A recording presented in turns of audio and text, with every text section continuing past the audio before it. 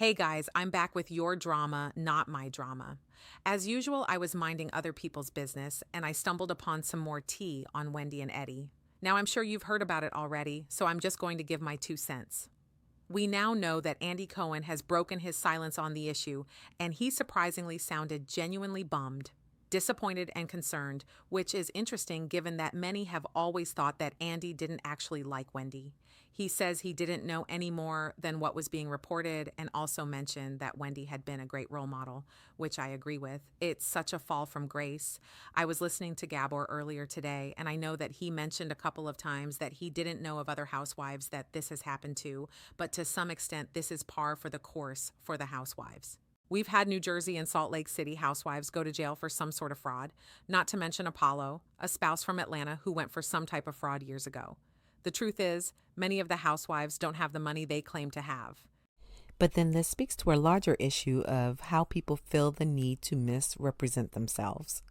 I mean, and wealth is relative, right? You have someone like Heather Shamps Dubrow, who obviously has a ton of money. I mean, she talks about all the wealth and riches that they have all the time. But then she's on the show with like Shannon Bedore, who, yes, relative to like me, the average Joe, does have money, but compared to Heather, she doesn't.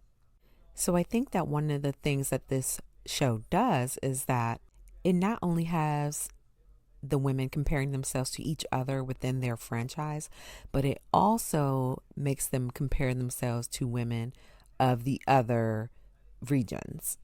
So what do I mean? The money that you spend in a DMV on a home is not going to be the same as what you spend in Atlanta on a home, and not at least getting the same type of structure. I remember going to Houston years and years and years ago, and I live in the DMV, and I have a little condo, and it ain't much, but it's mine, and it's 2 bed, 2 bath. And I went to this girl's house in Houston for a party, and it's basically like several bedrooms, several floors.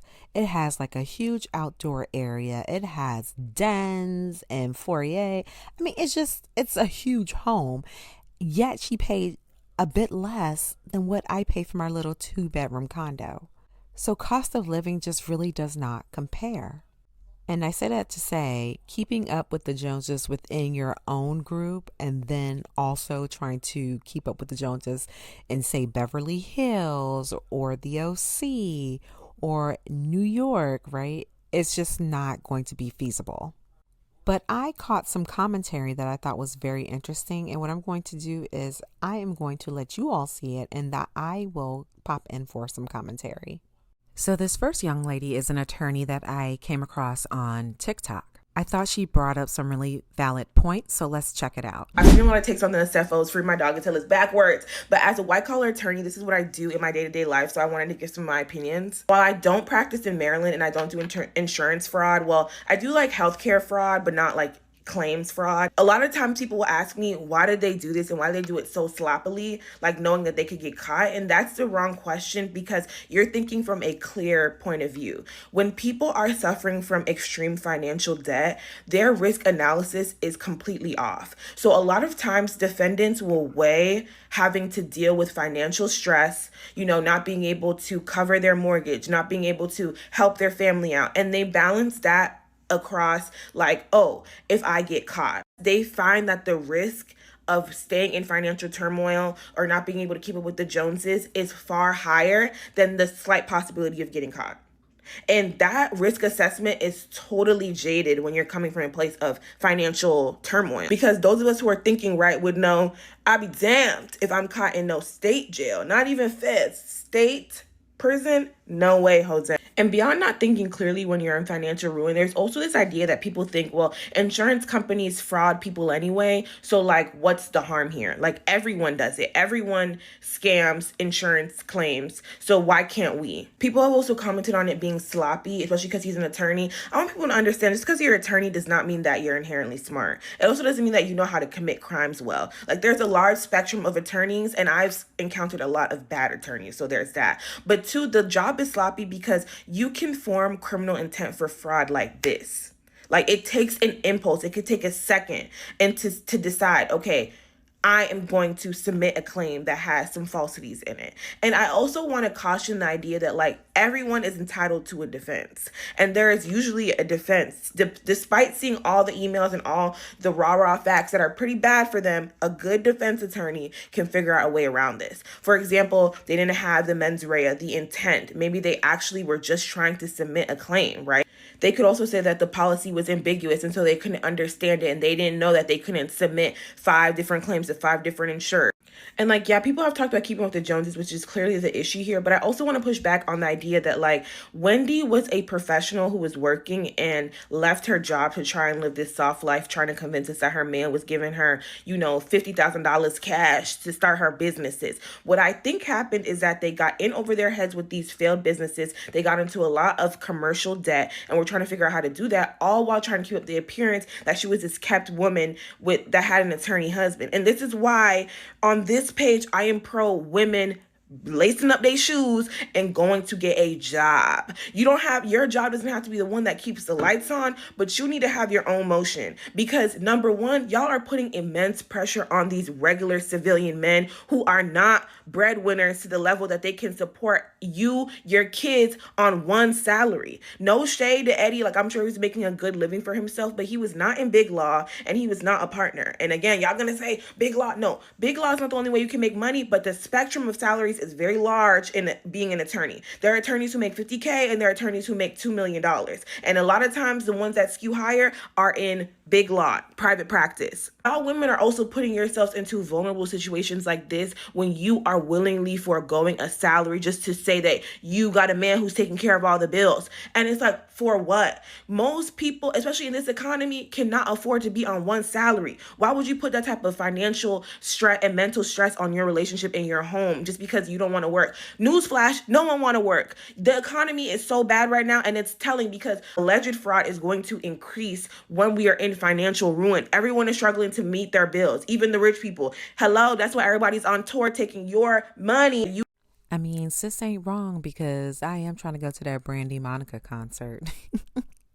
But seriously, she's right. No one wants to work. I know I don't, but I do. And I work several jobs. But I want to go ahead and circle back on some of the things that she mentioned. I love an intelligent sister. But anyway, I do want to touch on what she said about the rationale behind their thought process, or rather their process of not thinking that they would get caught.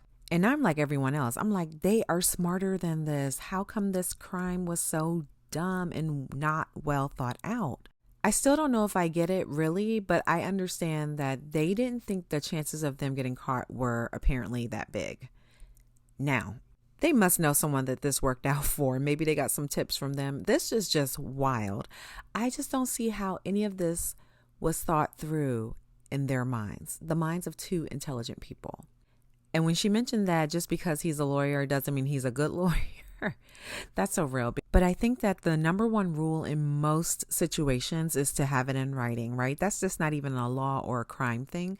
That's healthcare. That's otherwise. Have it in writing. And the fact that he emailed Wendy something that is potentially incriminating is wild to me. But my good sis Canary from Contrary Canary on YouTube has some thoughts on why Eddie may have sent that email.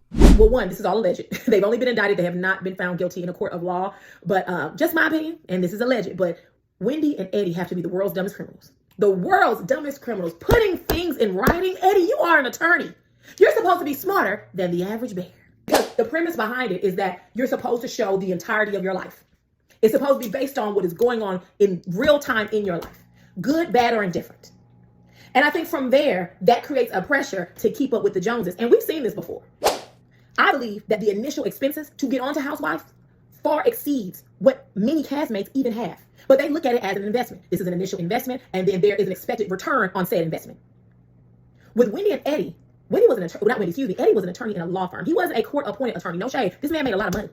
Wendy was a professor at the Johns Hopkins, and she had other side hustles. I know that she was a political pundit for quite some time. They made good money.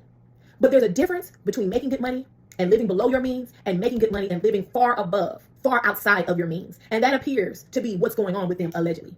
I know that there's some discussion about them being in debt. I can believe it. They have multiple degrees. Hell, 1 degree. Hell, a law degree. People are indicted and are found guilty on insurance fraud, tax evasion, all the time. All the time. Keeping up with the Joneses will have you broke and or in jail. And that looks like where Wendy and Eddie may be headed. I don't wish that for them. I don't. But when we look at the things they've been accused of, my God, how dumb could you be? For Eddie to get in writing, oh, well, you got any more high-priced items I can add to meet our limit of $423,000? What? What, Eddie? You know better than that. And that is what causes my spidey senses to go off. And if you're going to commit illegal acts, wouldn't you think that would be one of the topics you discussed in person with your wife? Or was it that you knew you wouldn't see or speak to Wendy for a period of time? Spidey senses going off? Were you having a difficult time in your marriage? What was going on? For you to email that. For you to email that. And while I don't wish this on them, I think in the next coming months, Wendy may file for divorce or at minimum a legal separation. And I think when all of this is said and done, and you've heard it here first, but if I'm wrong, I'm gonna come out and say I'm wrong because this is just an opinion, this is just a prediction. I'm not an oracle. I can't see the future. But what I think we're gonna head into is Wendy and Eddie divorcing, and I think Wendy is going to position Eddie as the mastermind, and that she was manipulated, and that she had no choice, and that there was mental abuse, maybe other forms of abuse going on in her relationship. Now, do I hope that's the case? Absolutely not. I like Wendy. I have no problem with her. I do think that she puts 10 on 20. Sorry, my dogs are in the backyard barking at things like squirrels. I do think she puts 10 on 20. You know, I remember last season when she met. I love Canary. And if you don't know who she is, go check her out over on YouTube. But I think she's the bee's knees. But she's also an attorney, which is, I think you can hear it in the strength of her voice and how she presents. But I agree with her that it's super weird that Eddie sent that email. Like, it's just so strange because it's like, you know better. Like, you know better. Like, we all know better, right? And we aren't lawyers.